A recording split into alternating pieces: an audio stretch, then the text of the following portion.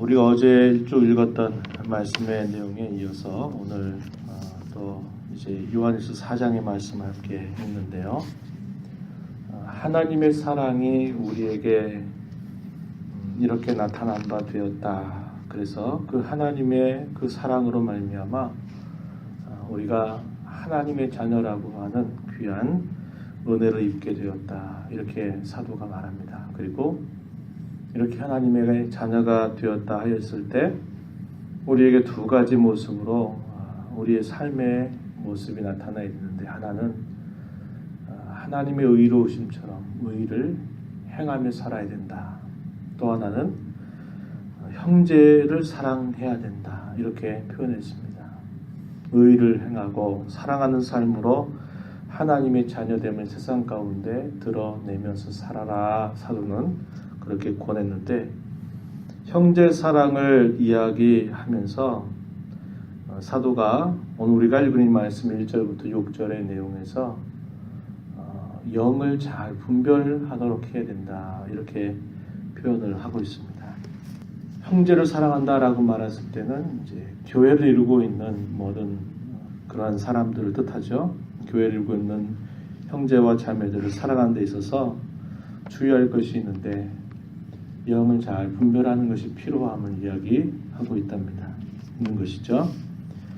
당시에는 이미 예수님께서 승천하시고 나서 적어도 이 말씀이 기록되고 있는 때가 1세기 말입니다. 한 90년 이후로 되게 보기 때문에 예수님 승천하시고 나서 한 세대가 지나고 또 한 세대가 지나가죠. 한 60여 년이라고 하는 시간이 흘러갑니다. 그런 가운데 교회가 당면하고 있는 어려움은 비록 초기에는 우리가 잘 아는 것처럼 유대주의라고 하는 것, 구약의 순수 종교가 아니라 구약 종교의 변질이 돼서 유대주의라고 하는 것이 발전되면서 예수님 당시에 그리고 복음이 전파되는 모든 가운데 유대인들이 다 속해 있는 그런 유대주의와의 마찰이 생겨나죠. 유대주의에서는 뭐라고 말합니까? 내가 의를 행하고 하나님 앞에 바르게 율법에 순종하고 할례를 받고 살아야 구원받는다. 이렇게 말하는 것에 대해서 아니다. 우리의 구원은 오직 우리의 중보자이신 예수 그리스도를 온전히 믿음을 통하여서 얻는다. 이렇게 말해서 초대교회가 당면한 어려움은 이런 유대주의였고, 이것이 이제 로마 세계로 쭉 복음이 전파돼 가면서 이방의 많은 종교들과 부딪히게 되는 일들을 통해서 교회가 어려움을 당하게 됩니다. 그리고 또 시간이 흘러가면서 이제 이 사도 요한이 이 말씀을 기록하고 있는 데에는 이미 소위 영지주의라고 하는 이단이 교회 가운데 침투했다 이 말이죠. 그 내용은 예수님께서 육체로 오신 것, 그분이 진짜 사람으로 이 땅에 탄생하셨다고 하는 사실을 인정하지 않는 겁니다. 소위 가현설이라고 표현하기도 하는데요. 예수님은 실제로 육체로 오신 게 아니라 그렇게 보이는 것 뿐이다. 그분은 실제로 육체로 오신 게 아니다. 이런 식으로 많은 사람들을 가르쳐요. 어떻게 하나님께서, 어떻게 신이 되신 그분이 우리와 똑같은 사람으로 이 땅에 오시겠느냐? 그럴 수 없다. 이런 말들이 계속적으로 증거되면서 교회가 굉장히 어려움에 빠지게 된 겁니다. 그래서 영을 잘 분별하는 것, 형제 사랑에 있어서 중요한 부분임을 사도가 말하면서 1절 말씀에 이렇게 말하죠. 사랑하는 자들아, 영을 다 믿지 말고 오직 영들이 하나님께 속하였나 분별하라. 많은 거짓 선지자가 세상에 나왔습니다. 이미 이러한 부분에 대해서 주의를 주었을 것입니다. 그런데 이미 그런 주의를 주었던 그러한 이단적인 가르침들이 이미 그들이 살고 있는 시대 가운데 이미 팽배해져 가고 있는 것을 말하고 있어요. 3절 끝자락에 보니까 오리라한 말을 너희가 들었거니와 지금 벌써 세상에 있느니라 이렇게 표현했습니다. 그래서 이 이단들, 이 거짓 선지자들의 핵심적인 가르침은 뭐라고 말하냐면 2절에 예수 그리스도께서 육체로 오신 것, 사람이 되셔서 이 땅에 탄생하신 것을 거절하는 것이죠. 그래서 하나님께 속한 자, 하나님께로부터 속해서 말씀을 가르치는 참된 이들은 예수 그리스도가 분명하게 우리와 같은 사람으로 이 땅에 오신 것을 인정하는 사람이다. 이렇게 표현을 하고 있습니다. 이러한 자가 하나님께 속한 자다. 이렇게 말하고 있는 거예요. 그래서 1절부터 6절의 내용에 보면 어디에 속해 있는가, 어디로부터 기원하고 있는가, 어디로부터 나오는가. 그래서 여기 계속해서 한번 보시면은 1절에서도 하나님께 속하였다 이런 표현들이 등장하죠. 2절에서도 끝에 보면 하나님께 속했다. 3절에서도 하나님께 속한 것이 아니다. 4절에서도 하나님께 속하였고 5절에서도 세상에 속해 있다. 6절에서도 하나님께 속해 있다.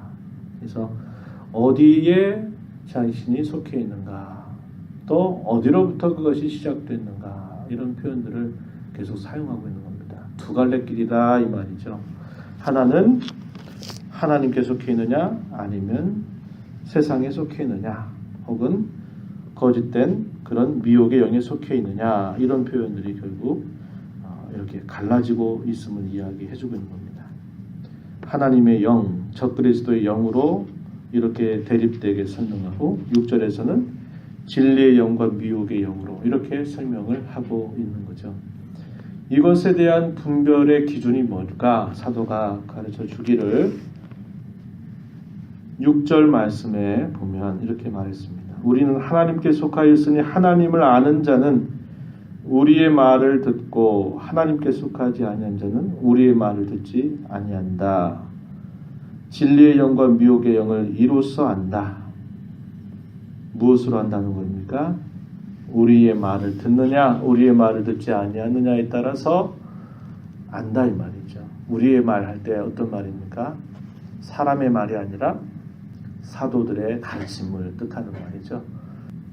사도들의 가르침에 따라서 그들이 그 말씀을 가르침을 듣느냐 할 때 그들은 하나님께 속해 있고, 사도들의 그러한 가르침을 듣지 않는 자는 하나님께 속하지 아니했다라고 이렇게 말합니다. 이 사도들의 가르침은 뭘까요? 결국은 성경 말씀을 말하는 겁니다. 하나님의 말씀을 따라서 그것을 잘 분별해야 된다 이렇게 말하는 거예요. 오늘날도 마찬가지입니다. 오늘날도 끊임없이 그리스도께서 말씀하신 것처럼 말세에 많은 미혹이 있을 것이다 라고 말합니다. 그런 미혹을 분별하는 기준은 하나님의 말씀이 그러한가 하는 것을 살피는 데 있는 것이지, 현상적인 것, 그 사람이 어떤 말을 하는데 그 말을 떠나서 그 사람이 하는 말에 어떠한 기이한 현상, 어떤 특별한 어떤 현상들이나 어떤 능력들이 나타난다. 그래서 야, 그게 진짜구나 이렇게 생각하지 말라는 거예요. 현상에 따라서 그것이 진짜니까 그런 일이 생겨나지 이렇게 보지 말고, 그 현상에 눈멀지 말고 하나님의 말씀이 진짜 그렇게 우리에게 가르쳐주고 있는가를 항상 기준으로 삼아야 되는 거죠. 근데 우리는 대개 경험에 굉장히 의존하고 실제로 나타나는 것에 항상 우리의 마음이 쏠리게 돼 있어서 말씀보다도 어떤 경험이나 체험이나 어떤 능력들 이런 것들이 나타나는 것에 굉장한 우리의 마음이 굉장히 그런 것을 빼앗기게 되는 경우들이 참 많이 있다고 하는 겁니다.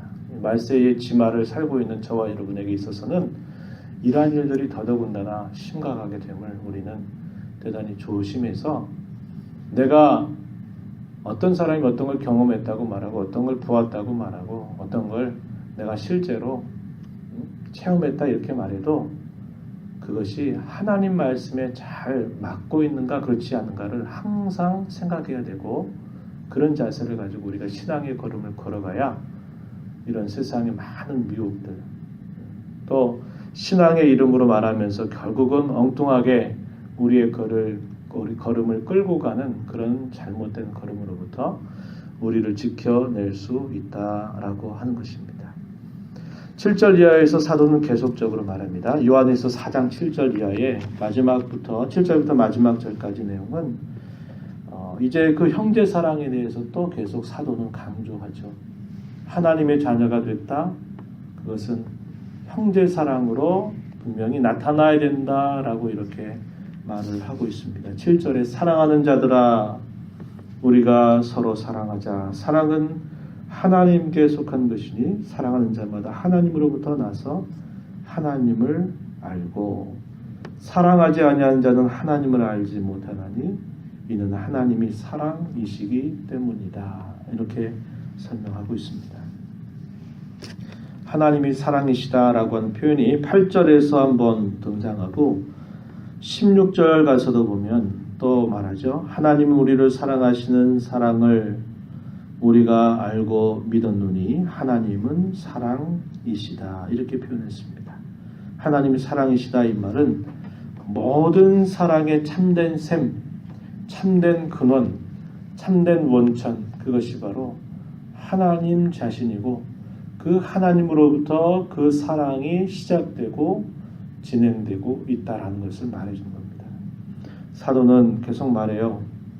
우리가 시작한 것 아니고 우리에게서 그것이 나타난 것이 아니고 그 사랑이 먼저 하나님으로부터 우리에게 주어진 것이다. 이 사실을 이야기합니다. 9절 말씀해 보세요. 4장 9절 하나님의 사랑이 우리에게 이렇게 나타난 바 되었으니 이렇게 나타난 바 됐다. 그게 무슨 말입니까? 자기의 독생자를 세상에 보내셔서 그의 희생과 죽으심을 통해서 우리를 살려주신 사랑 이렇게 나타난 사랑 이것을 말하는 겁니다. 그리고 10절에 사랑은 여기 있으니 우리가 하나님을 사랑한 것이 아니요 하나님이 우리를 사랑하사 우리 죄를 속하기 위하여 화목제물로 그 아들을 보내셨습니다. 하나님이 이같이 우리를 사랑하셨기에 우리도 서로 사랑하는 것이 마땅하다. 이렇게 표현했습니다. 19절 가서 또 보세요. 우리가 사랑함은 그가 먼저 우리를 사랑하셨습니다. 이렇게 표현합니다.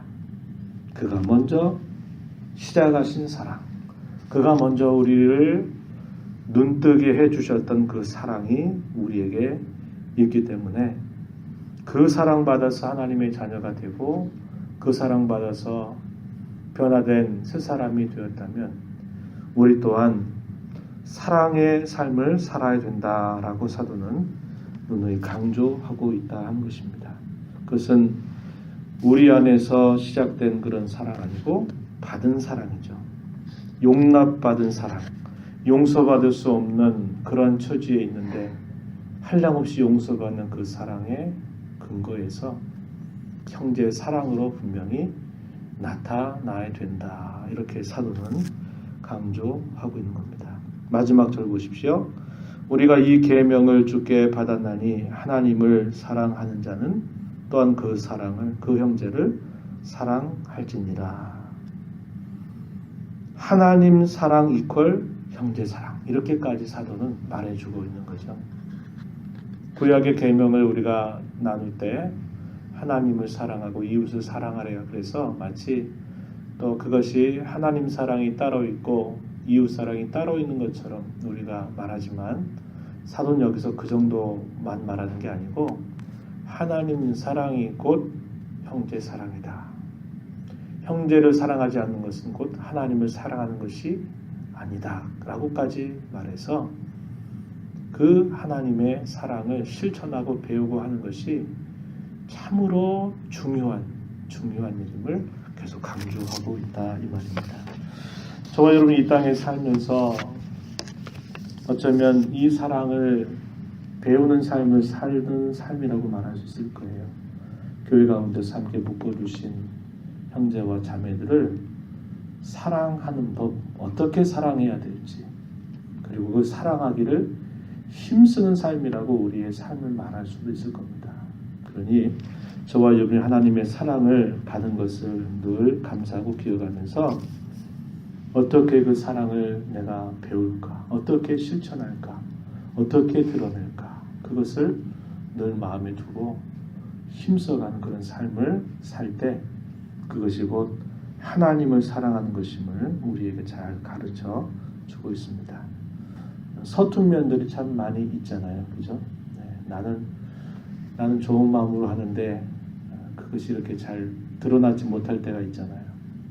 그런 부분들은 그리고 계속적인 어떤 노력과 애를 쓴 것들을 통해서 그 사랑을 배워가는 부분이 있거든요. 형제를 사랑하고 교회를 사랑하는 것도 마찬가지입니다.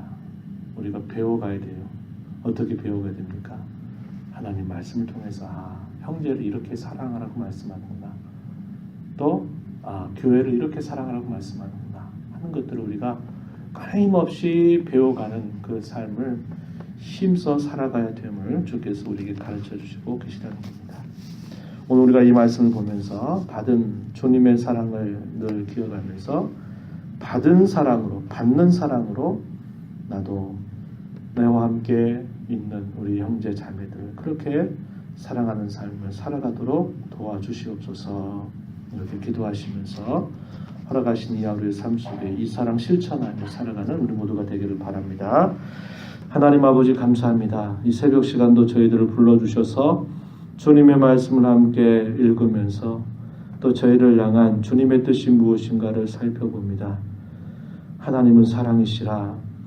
우리가 먼저 하나님을 사랑한 것 아니고 하나님께서 먼저 우리를 사랑하셔서 사랑하는 아들을 우리를 위한 대속의 제물, 희생의 제물로 내어주셔서 온전히 그 사랑 주심으로 저희가 하나님의 자녀가 되는 존귀한 신분을 받았고 그 사랑 한량없이 받는 자가 된 것을 저희가 기억하면서 보이지 않는 하나님을 사랑하는 길은 우리에게 보여주신 사랑하는 모든 지체들을 힘써 사랑하는 것임을 우리에게 말씀하여 주셨사오니 그 사랑 잘 배우고 잘 실천하면서 주님께 영광 돌리는 삶을 살아가는 저희 모두가 되게 하여 주옵소서. 주의 보좌 앞에 나와서 또 말씀대로 살기 위하여 간구하는 모든 심령들 용납하시고 풍성한 은혜를 베풀어 주시며 오늘도 주님과 함께 동행하는 삶을 살도록 인도하여 주옵소서. 예수님 이름으로 기도하옵나이다. 아멘.